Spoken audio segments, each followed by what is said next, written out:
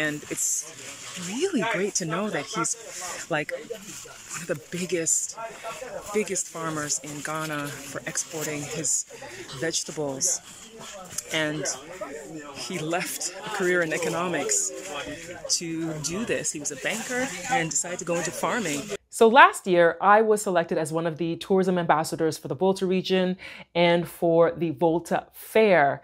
It was myself and 4 other media personalities in Ghana who were selected for this honor.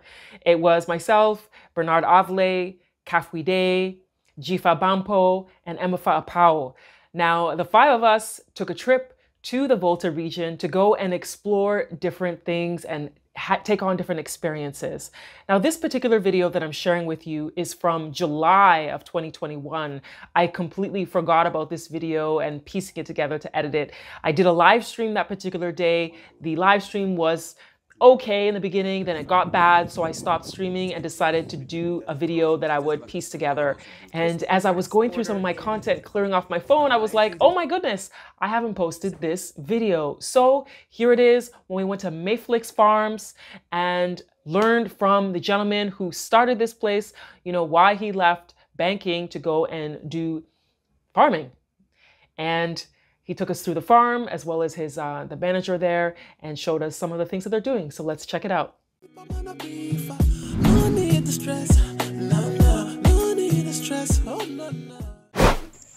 So this video is the follow-up to the live stream that I did from the biggest potato farmer in Ghana. And it was a live stream and the internet just kept cutting out and eventually it just totally cut.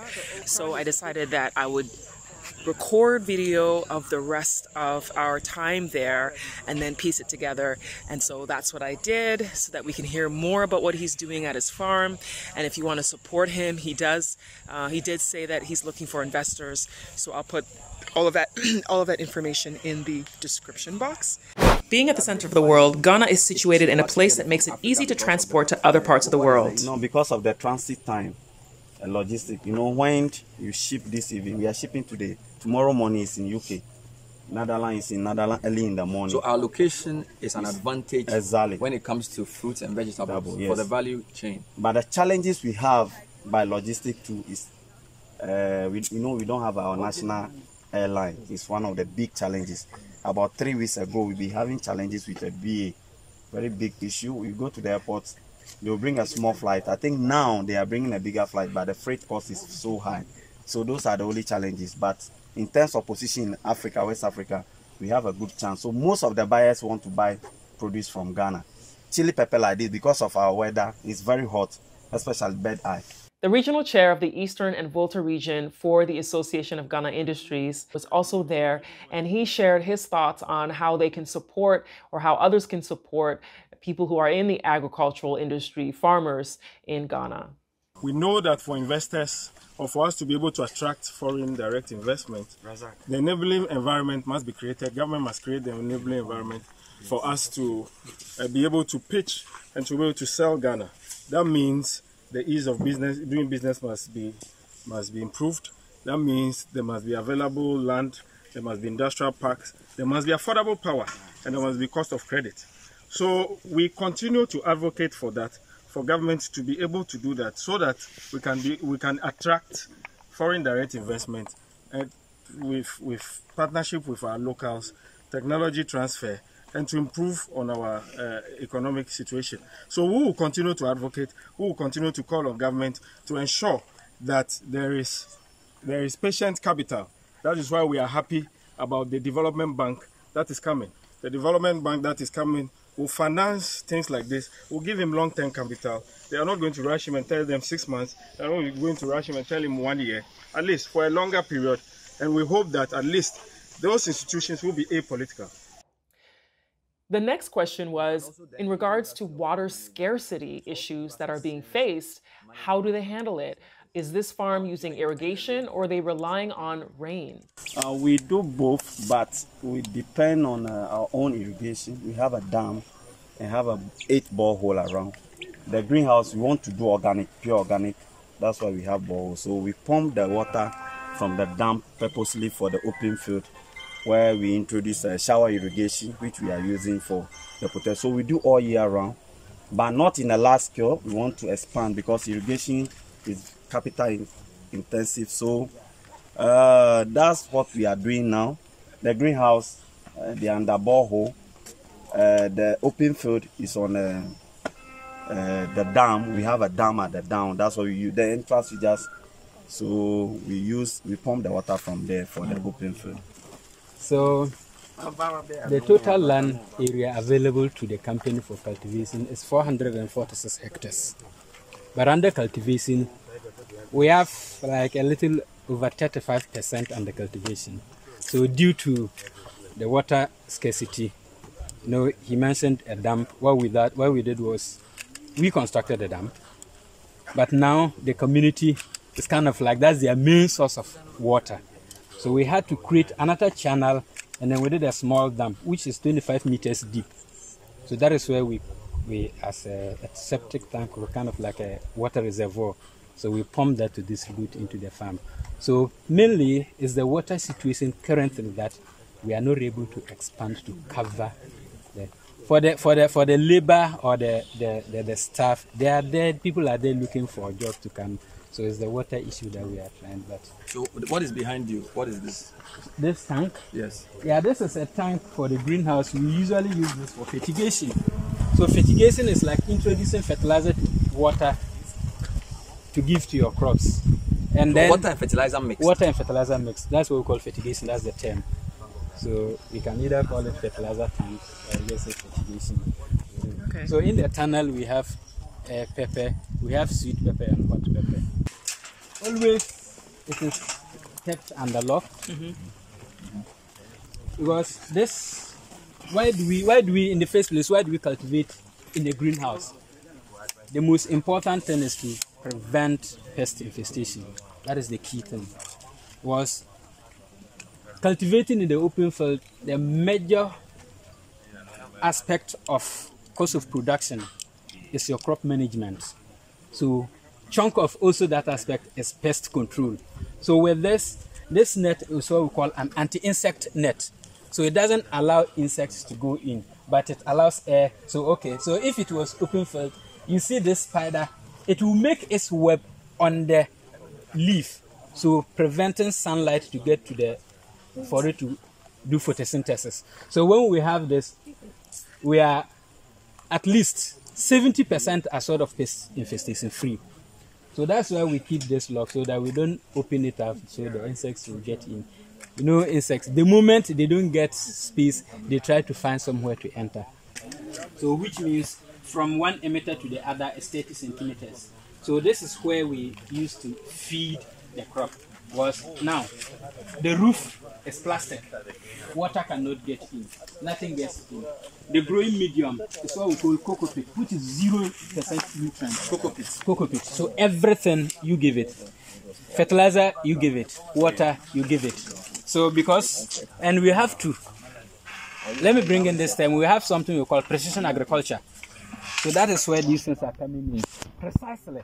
Specific quantity, everything, to where it is needed. So we have the emitters, the water is dropping from these emitters. So you see the water is opened and now the water is dropping. So if you are fertilizing to use the same way, you introduce the fertilizer and so you can see the water dropping. Yes, please. This room has peppers. This greenhouse has peppers. He said he can make 4 tons of peppers in these greenhouses.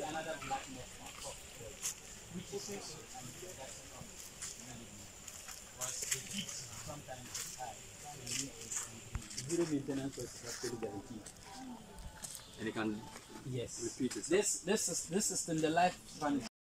He said this system has a lifespan of 20 years, that they can use this space to be continually growing crops. Okay, so you said this is sweet peppers. This is habanero red. Yes, on this side. Yes, that's habanero red. Yes, please. And then this side is the sweet peppers on this side. Yes, please. And you export all of these, or do any of these get sold in Ghana as well? Well, everything we export, we also sell in Ghana as well. Okay. So the moment the local buyer wants it, you sell to them as well. Yes. Okay, great, great. I was really happy to hear that they also sell their goods to local retailers, local shops, because access to locally sourced foods is very important to the community.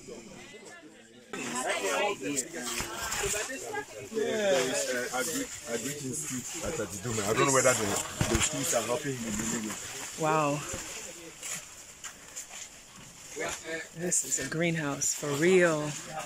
This has been a great experience here in the Volta region at this farm here. And he's just sharing some of his experiences and what he's going through as a farmer. And it's really great to know that he's like one of the biggest farmers in Ghana for exporting his vegetables. And he left a career in economics to do this. He was a banker and decided to go into farming. Agriculture is definitely one of the ways to invest in Ghana, to invest in yourself, start a business and do things that we all need food. We all need food. Whew. There's a bug on my glasses. I just had to take it off. So after preparing it, then we'll cut it. These are cocoa pits? Yeah, So this one. So this is sweet potato planting material. Ah, you use that? Ah, okay. So we cut it and give it to the outgrowers. Okay. And then they now go in. Yes. Oh, that's how So you work with them. The planting So material. you're like as a resource center for. Yes. This is incredible. So what are you planting? This is the sweet potato. This is a sweet potato planting material. We cut it, then we send it to the open field. Okay. And the outgrowers then grow So it it will be on a plain large planting scale. He had material. explained to us that he was using coconut husk to make fertilizer to help to grow the sweet potato. This is really, really good. As we discussed, I'm supposed to come back. Yes. Yes, this is really great. This is really great. Beautiful. You're doing some amazing work here at the farm. Thank you. What made you decide to leave banking to do this? Oh, just when we are young, we follow our parents to the farm. So I like plants. When plants growing, I can be watching plant the whole day when I was young without eating. So when I was in the bank, then I take it upon myself and say, oh, let me leave the banking work and then come and start doing something. So we start on a small scale, and the opportunity comes. People start calling all over. Then I say, okay, let me commercialize this. So together with my wife, so How did you get a That's wonderful. capital? it's our own money. And yes, our own money we use to start gradually before we reach where we are now. A lot of investors come in, they like the project. Some we still discussing with them. So we are praying and see, because we want to be the best agro company in West Africa. Okay. Yeah, because we are looking at the West Africa market already. Those ShopRite have, we are talking to them to supply them. So to have the quality produce. Okay. Are you still looking for investors? Yes, we do. So if someone wants to invest in you, they would just contact you to have the discussion. Yes. All right. Thank you. Yeah. He did say that he's looking for investors. So if you are one of the people who want to invest in what he's doing, I'm putting the information in the description box so that you can reach out to him and you can invest in what he's doing in his farm and making it one of the biggest farms in all of Africa.